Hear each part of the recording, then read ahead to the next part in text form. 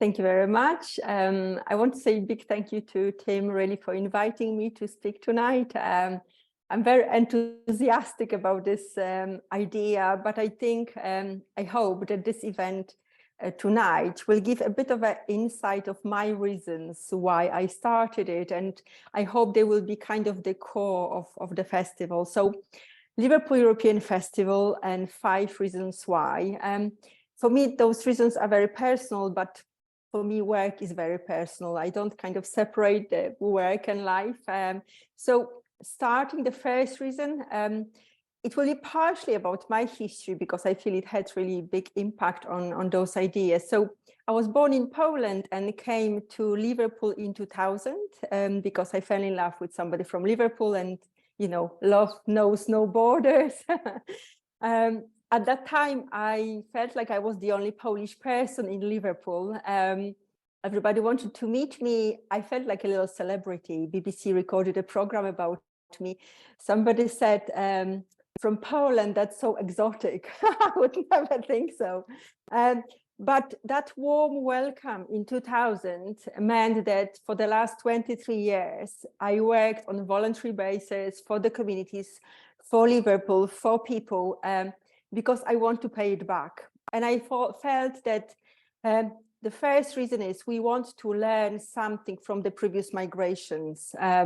We want to learn something from what happened before. My husband, his family is Irish. So when they came, on the door, in the windows, there was the sign, no blacks, no dogs, no Irish. We moved, well away from that. But still, there's different experiences of people who come to Liverpool. And I feel we can learn something and do it better, make it better. I would say the recent experience of the Ukrainian community was much more positive. There were systems set up by the government, by the local councils. I worked with the Ukrainian community to start up Ukrainian organization to support those communities, because it's always better when you have people who speak your language and understand. So that's one of the reasons we want to learn from each other, and bringing people together, there's a chance for that. Second, I was born in communist Poland. At that time, we didn't know of the Polish community that was here in England after the war, because, the big brother in the East was kind of preventing that knowledge. So when I came here, I had a chance to meet the Polish veterans, and it felt for me like that was my family I didn't know I had. It was amazing, and we really felt so close. So that's the second reason. Europe is like a family. If we kind of expand that understanding, we will care for each other more, but as well celebrate things together, support each other, and make that union more meaningful. Because when you think, who do you care for your family, for your friends, but then we can try to expand that through those ideas. So European Festival brings the European community together.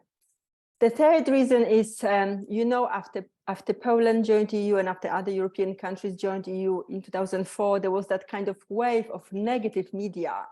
It was really overwhelming. And I kind of felt we need to give a bit of a balance. So that's when I started the organization, Merseyside Polonia, to show the positive stories.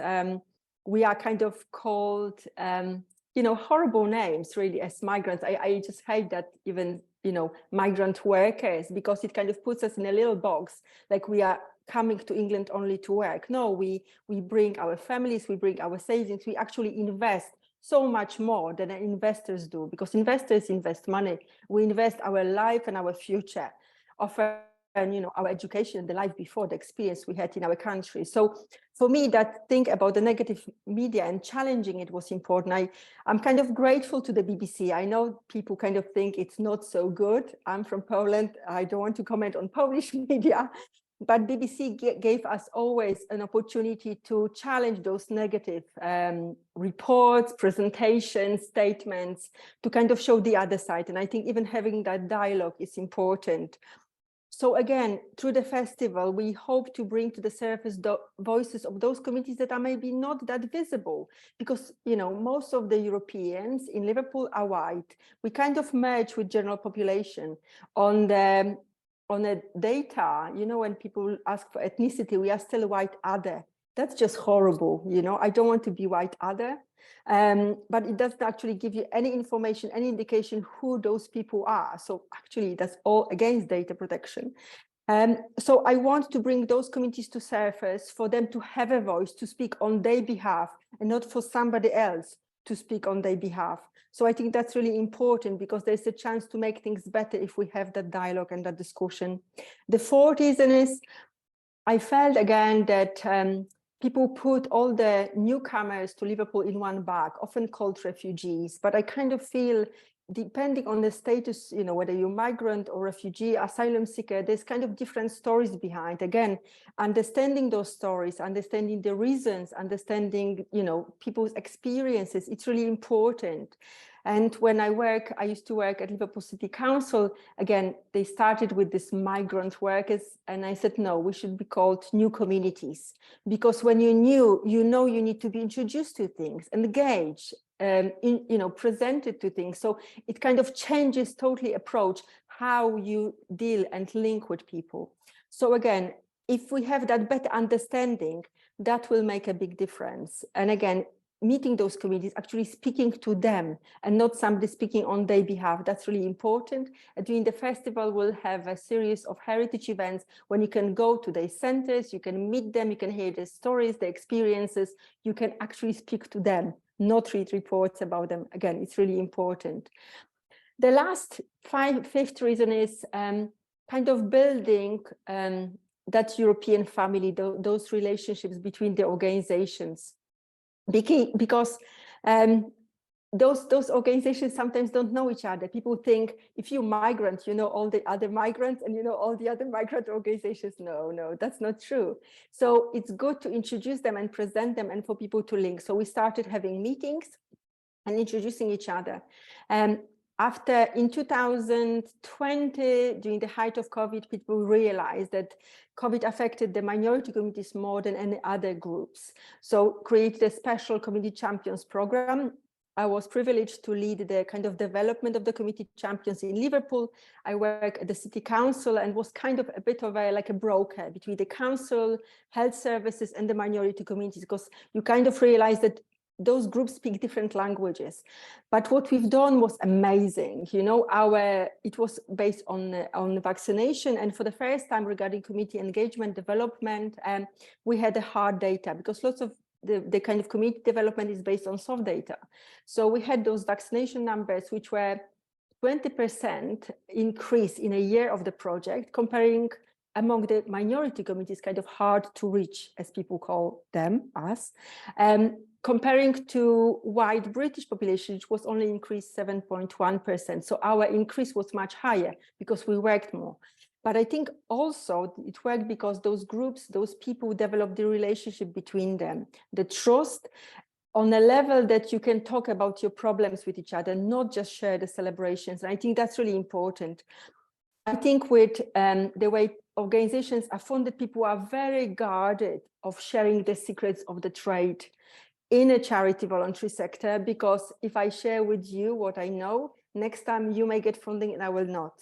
So developing again that trust and relationship that actually can come together, support each other, share resources, but as well maybe apply together for funding, it's really important. So we started with those meetings online, but I really hope that the festival and doing it together will be that really important bonding experience of people. We have Irish community that's been here for centuries. We have the Ukrainian community that's been here over a year. So again, the range of experience is so varied, and I think it would be great for people to have that chance to learn from each other. So the way the program is structured, the events don't overlap, so you can go and attend everything. The bottom line as well for me is it's a Eurovision year, and it will be all about the European communities. I wanted to say there are European communities in Liverpool, and you should come and meet them. It's so important. So we have two important dates I just want to mention. So our launch day is on the 9th of May. It's Europe Day, so that's very meaningful. Our closing date of the festival, our celebration date, is 23rd of June. That's the date of the referendum, which was the most horrible day of my life. And the most of the festival will be in the first week of June. We'll be announcing the whole program on the 9th of May. So please don't ask me for all the secrets for now. Okay. Thank you so much. And I hope you'll be able to be part of it in some ways. I can talk about this for hours, but I hope that gave you a bit of an overview of the kind of maybe deeper things, why I'm so driven about this festival, and why I really would like this to happen and be amazing, so it can happen annually. We can grow the communities. Thank you.